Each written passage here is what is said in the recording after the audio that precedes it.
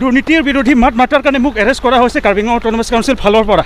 সেইকাৰণে এইটো হ'ল আপোনাৰ গণতান্ত্ৰিকৰ হত্যা।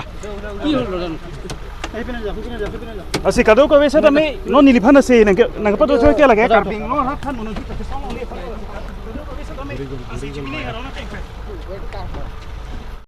kai longri ke kaca sama jo ni liban nang deng check lo lagi murder democracy lo apna ki karne apna ki karne arrest kora hoy corruption or kotha arrest kora karne muk arrest kora hoise ekhon ho murder of democracy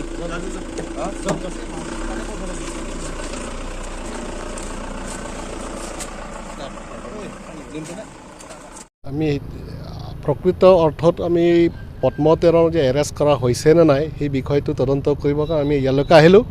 আজি গম পালোঁ যে তেখেতক arrest কৰা হ'ল, already medical checkup কৰি এটা কোৰ্টত লৈ অনা হৈছে। গতিকে সেই বিষয়টো জানিবৰ কাৰণে আমি ফুলনিৰ পৰা আমি গোটেই ৰাইজে ইয়ালৈকে আহিছোঁ।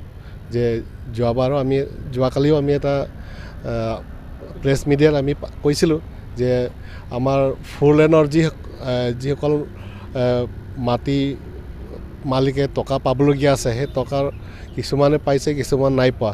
এই বিষয়টোত পদ্মতেৰণ ডাঙৰীয়াই আমাৰ লগত পূৰ্ণ সহযোগিতা আগবঢ়াইছে। সেইটো কাৰণে আমি তেখেতক গোটেই বিষয়টো জানিবৰ কাৰণে আজি ওচৰলৈকে আহিছোঁ আৰু এতিয়া গম পালোঁ তেখেতক অলৰেডি এৰেষ্ট কৰা হৈছে। এৰেষ্ট কৰাটো অলপ আৰু চিন্তনীয় বিষয়, কি কাৰণত এৰেষ্ট কৰা হৈছে তেতিয়া ৰাইজৰ কাৰণে তেখেতে উঠি পৰি লাগিছে। গোটেই ৰাইজৰ হকে কাম কৰা থকা ব্যক্তিজনক ফটকৈ এৰেষ্ট কৰাটো আমি অলপ ভাবিবলগীয়া কথা বুলি চিন্তা। আপোনালোকে যোৱাকালি প্ৰেছ মিটত কৈছিলে যে মানে লেণ্ড এণ্ড ৰেভিনিউ অমৰটিছৰ এগেইনষ্টত আপোনালোকে এফআইআৰ দিম বুলি কৈছিলে, কি এফআইআৰ দিলে নি না দিব?